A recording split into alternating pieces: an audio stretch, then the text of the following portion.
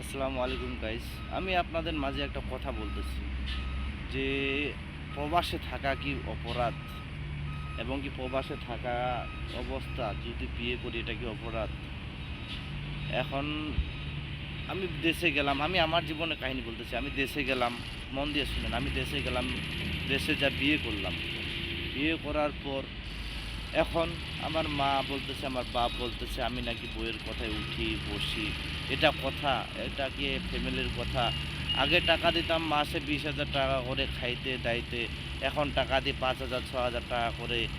আমার জীবনের জন্য কিছু করতে চাই, কিছু রাখতে চাই। এখন যে নাকি বলে আমি আমার বইয়ের কথা মতন উঠি বঠি। এটা আপনারাই বিচার করেন। তা আমার জীবনে সবথেকে বড় ভুল হয়ে গেছে যে আমি বিয়ে করছি। বিয়ে করলাম কেন? তাদেরকে সারা জীবন ইনকাম করে খাওয়াতাম, তাদের আশা পূরণ করতে পারতাম। আমার বিয়ে করাটাই ভুল হয়ে গেছে একমাত্র। এজন্য বলতেছি ভাই, বিয়ে করবা বুঝে সুঝে বিয়ে করিও, যে কেউ। আমার মতন হইও না। আমি যেমন আমার বউকে বাসায় রাখে আইছি, একটা মানুষের মেয়ে সে, তার উপরে কত অত্যাচার কত কিছু হচ্ছে, আমি বলে বুঝাইতে পারতেছি না কাউকে, কাউকে বলে বুঝাইতে পারতেছি না।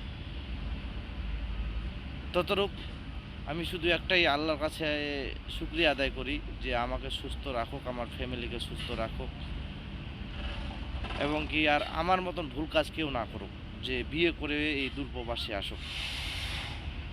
ওকে, আল্লাহ, আসসালামু আলাইকুম।